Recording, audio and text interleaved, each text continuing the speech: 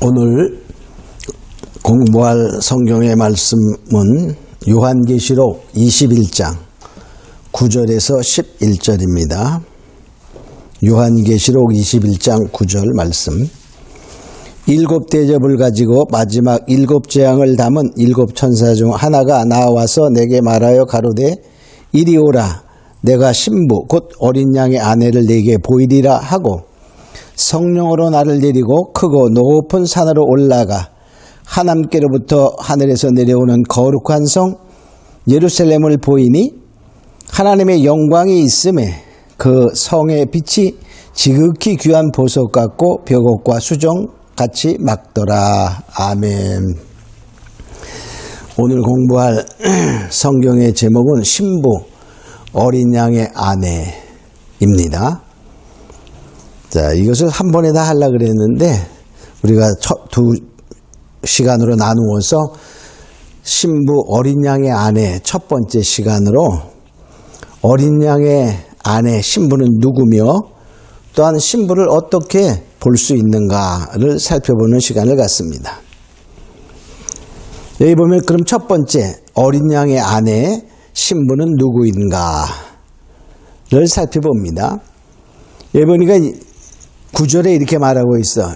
내가 신부 곧 어린 양의 아내를 네게 보이리라. 즉 아내를 보여주겠다. 어린 양의 신부를 보여주겠다. 이렇게 하고 보여주는 것은 무엇을 보여주냐면 10절에 보면 하나님께로부터 하늘에서 내려오는 거룩한 성 예루살렘을 보이니 그랬어요. 그러니까 어린 양의 아내 신부는 다른 말로 말하면 신부를 보여주겠다. 그러면 신부단장한 어떤 여인이 나와야 될 것 같은데 여기서는 보여주는 게 뭘 보여줬냐면 거룩한 성 예루살렘을 보여주었다. 이렇게 말해요. 그러니까 어린 양의 신부는 우리가 생각하는 아리따운 여인의 신부가 아니라 거룩한 성 새 예루살렘이다. 이렇게 말하고 있어요. 우리가 보면 참 이해하기 좀 어렵습니다. 이게. 자, 그런데 즉 결과적으로 이게 무엇을 의미할까를 우리가 생각해 봐야 돼요. 그러니까 어린 양의 신부는 즉 아내는 크고 거룩한 성 예루살렘입니다. 즉 이 말은 뭐냐? 거룩한 성 예루살렘, 즉 천국의 구성 요소가 성도들이다. 그런 말이에요. 그러니까 천국은 성도들로 지어진 그러한 집단. 그러니까 우리 한 사람 한 사람이 그리스도의 신부가 됨과 동시에 우리의 많은 무리들이 모여서 이루어진 그 도시, 거룩한 도시, 거룩한 성 예루살렘이 바로 어린 양의 신부가 된다. 그런 뜻이에요. 자, 그래도 좀 무슨 말인지 이해가 안 되죠? 성하고, 즉 도시하고, 우리 한 사람 한 사람의 신부는 금방 이해가 되는데 이해가 안 됩니다. 자, 그래서 우리는 성경을 그것을 찾아봐야 돼요. 에베소서 2장 20절에서 22절에 보면 사도 바울이 이제 말하면서 이렇게 말합니다. 너희는 사도들과 선지자들의 터 위에 세우심을 입은 자라. 그러니까 우리들이 자, 세움을 얻었는데 어디에 터를 잡았냐? 사도들의 가르침과 선지자들의 가르침, 즉 하나님의 말씀에 그 터를 두었다. 그런 말이에요. 그러면서 그리스도 예수께서 친히 모퉁이돌이 되셨느니라. 그러니까 주님께서 모퉁이돌, 기초석이 되셨고 그 안에서 건물마다 서로 연결하여 주 안에서 성전되어 가고, 그러니까 사도들과 선지자들이 터 위에 예수님이 기초석이 되어서 머릿돌이 되셔서 집이 지어지는데 거기에 한 사람 한 사람 성도가 서로 연결하여 전체가 성전된다. 그런 말이에요. 그러니까는 우리 한 사람 한 사람도 성전이지만 이것이 다 연합하여 우리는 하나의 지체라 그랬어요. 또 그 지체가 연결하여서 큰 성전을 이루어간다. 그런 뜻이에요. 너희도 성령 안에서 하나님의 거하실 처소가 되기 위하여 예수 안에서 함께 지어져 가느니라. 그러니까 우리 한 사람 한 사람이 성전되고 그것이 또한 연결되어서 우리가 큰 집을 이루실 때 하나의 벽돌이 모여서 하나의 벽을 이루는 것처럼 그런 식으로 형성된다. 그런 뜻이에요. 그래서 결과적으로 우리 성도 한 사람 한 사람이 성전됨과 동시에 그것이 연결하여 함께 지어져 주 안에서 큰 성전을 이루어가니 그것이 바로 무엇이 된다? 나중에 거룩한 성 예루살렘이 된다. 그런 뜻이에요. 그래도 좀 어렵나요? 자, 또 바울은 이렇게 말합니다. 에베소서 5장 22절로 33절에 보면 부부 관계에 대해서 말해요. 자, 아내는 남편에게 복종하라. 복종하기를 주께 하듯 하고, 또 남편은 아내 사랑하기를 주를 사랑하듯이 주께 하듯 하고, 또 제 몸처럼 사랑하라. 그렇게 말하면서 사람이 부모를 떠나 그 아내와 합하여 둘이 한 육체가 될지니, 이렇게 말씀하시면서 거기에 이렇게 말해요. 그것이 비밀이다 그래요. 에베소서 5장 31절에 보면 이 비밀이 크도다. 내가 그리스도와 교회에 대하여 말하노라. 그러니까 부부관계를 쭉 설명하면서 그게 비밀인데 그 관계가 무엇하고 같냐?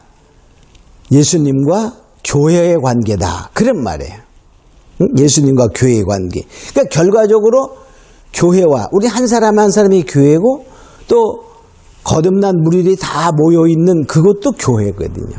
그러니까 결과적으로 우리 한 사람 한 사람이 신부며 다 모여있는 큰 집단, 큰 성 예루살렘이 결과적으로 하나의 거룩한 성이 되며 아내가 된다. 그런 뜻이에요. 자, 그래서 우리가 그 아내인데 신부인데 어떻게 예루살렘이냐 이렇게 말하는 또 이상하게 될 수도 있어요. 한 가지 더 보면 갈라디아서 5장 22절에서 26절에 보면 아브라함의 두 아들 이스마엘과 이삭의 비유가 나와요. 그래서 그 이스마엘은 하나들은 어디서 계집종에게서 났다 이렇게 말해요. 또 하나들은 약속을 따라 났죠. 그래서 하갈에게서 난 이스마엘은 바로 시내산의 율법을 의미한다 라고 말했고, 또 하나는 이렇게 말합니다. 갈라디아서 4장 26절에 보면 사라를 가리켜 이렇게 말해요. 오직 위에 있는 예루살렘은 자유자니 곧 우리 어머니라. 사라를, 즉 약속을 따라 낳은 이삭을 낳은 사라를 가리켜 위에 있는 예루살렘이라 이렇게 말해요. 그러니까 결과적으로 우리 성도 한 사람 한 사람이 이제 성전되고 그것이 종합해서 다 이루어져서 천국의 큰 성을 이룬다. 그런 말이에요. 그래서 결과적으로 어린 양의 신부 아내는 우리 한 사람 한 사람의 표현도 되지만은 여기서 보니까 보여주기를 아내를 보여준다. 이렇게 해서 어떤 신부를 보이는 게 아니라 큰 성 예루살렘, 즉 하나님의 성전을 보여주는 거예요. 그래서 결과적으로 큰 성 예루살렘은 우리가 흔히 새하늘과 새 땅 천국을 의미하지만 결과적으로 그 천국의 구성 요소는 성도 한 사람 한 사람으로 구성 요소로 지어졌다. 그런 의미가 됩니다.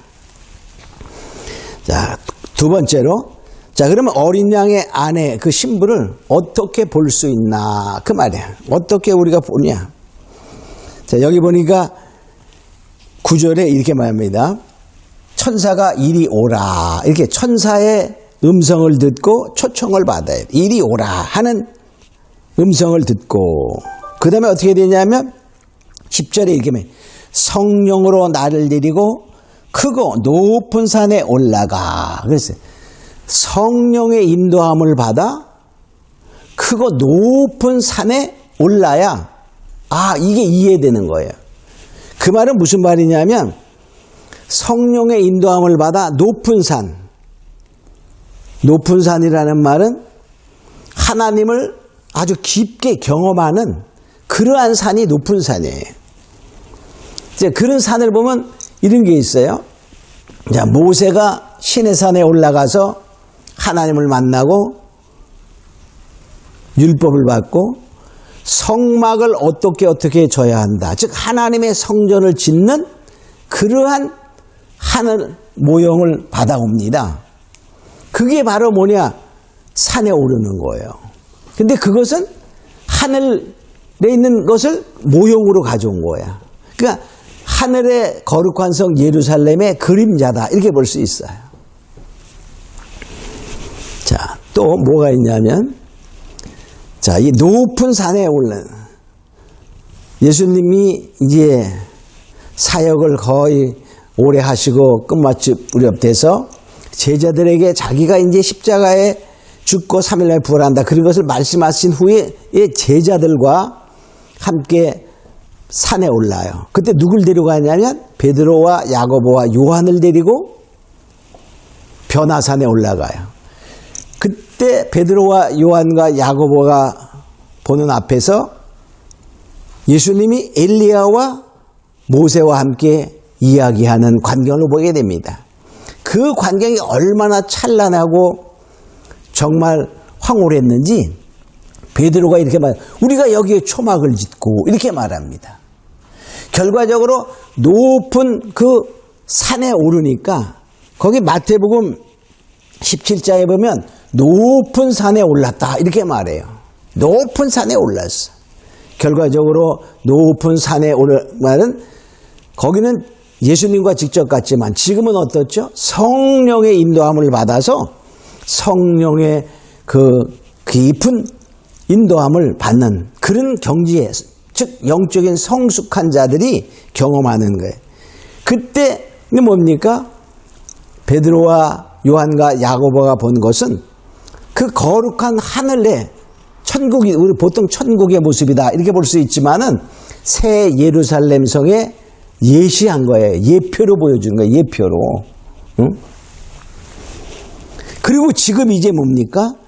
이제 마지막 시대에도 성령이 인도함을 받아 성령이 나를 데리고 크고 높은 산에 올라가니 그 하늘 광경 새 예루살렘이 보였다. 그러니까 그것은 뭡니까? 이제 앞으로 일어날 완전한 믿는 자들이 마지막에 종말을 여러 가지 유혹과 미혹과 사단의 권세를 이긴 자들이 또 이제 끝까지 믿음을 지킨 자들이 그 새 거룩한 성 예루살렘의 한 구성 요소가 되는 거예요. 그리고 그것을 우리가 참여한 자가 되는 것이죠. 그래서 뭐냐면 우리가 계시록 17장 1절 이하에도 보면은 음녀의 심판이 나와요. 그때도 똑같이 합니다. 천사가 이리 오라 하는 말을 듣고 똑같이 성령이 나를 데리고 광야로 가니라. 그러니까 음녀의 그 정체를 깨닫는 것도 마찬가지로 성령의 인도함을 받아 이때는 어디로 광야로 갔다 그래. 광야. 그러니까 우리가 음료의 정체나 하늘의 새 예루살렘의 비밀을 깨달으려면 하늘 광경을 볼 때는 높은 산에 올라가야 되고 음료의 정체를 깨달으려면 광야의 훈련이 필요해요. 그러니까 여기 계시록 17장 3절에 보면 성령이 나를 데리고 광야로 가니라. 그때 이제 사도 요한이 음료의 정체를 발게 됩니다. 붉은 그 자리에 앉는 그러한 그 17장에도 보면 이렇게 나오죠. 자, 17장에 보면 이렇게 나오는 걸 볼 수 있어요. 자, 3절에 성령이 나를 데리고 광야로 가니라. 내가 보니 여자가 붉은빛 짐승을 탔는데 그러한 음녀의 모습을 깨닫게 되는 거예요. 그래서 광야는 뭐죠? 영적 훈련 받는 곳이에요. 그러니까 영적인 훈련 없이 영적인 성장 없고 영적인 훈련 없이 음료의 정체를 알지를 몰라요. 그러니까 오늘날도 음료의 정체를 알고 하늘의 비밀을 깨달으려면 바로 영적인 훈련이 필요하다. 그런 말이에요.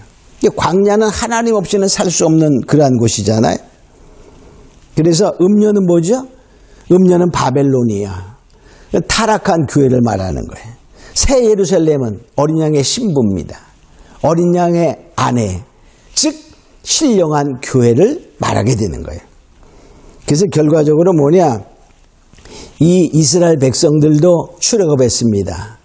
그리고 광야의 훈련 40년을 통하여 영적인 성숙을 하고 그리고 가나안 땅에 들어가는 거예요. 자, 그러한 것처럼 우리는 이것을 보면서 정말 어린 양의 아내 신부는 바로 우리 한 사람 한 사람이 신부지만은 나중에 우리가 갈 거룩한 성 예루살렘은 결과적으로 다 뭐냐? 우리가 흔히 천국 이렇게 표현할 수 있지만 그 천국의 구성 요소가 다 뭐냐? 성도들이다. 그러니까 그 전체가 뭐냐? 하나님의 바로 어린 양의 신부가 되는 것이다. 이것이 왜냐면 비밀이다. 그렇게 말해. 비밀. 그래서 에베소서 5장 32절 이 비밀이 크도다. 이렇게 말하고 있습니다.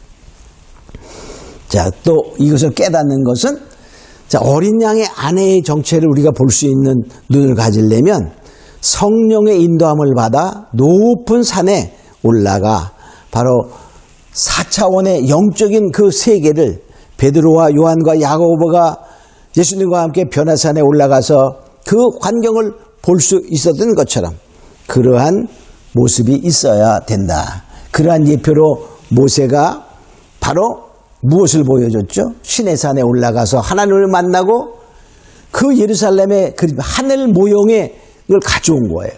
그래서 바로 새 예루살렘의 그 그림자라고 요한과 베드로와 야고보가 본 것은 앞으로 그 새 예루살렘의 하나의 예시를 보여준 거예요. 예표를 보여줬다.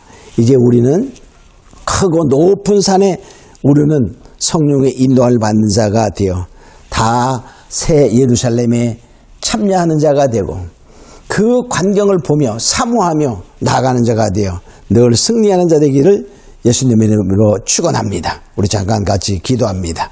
고마우로 하신 아버지 하나님 감사합니다. 이제 우리는 어린 양의 신부 즉 새 예루살렘은 누구인가를 우리가 공부했습니다. 우리는 바로 어린 양의 반드시 신부가 되어 새 예루살렘에 참여하는 자가 되고 하나님의 은혜 가운데 승리하는 자가 되어 성령의 인도함을 받고 크고 높은 산에 오르는 영적인 성숙을 이루는 모두가 되게 하여 주시옵소서. 감사하고 믿사하며 예수님의 이름으로 기도합니다. 아멘.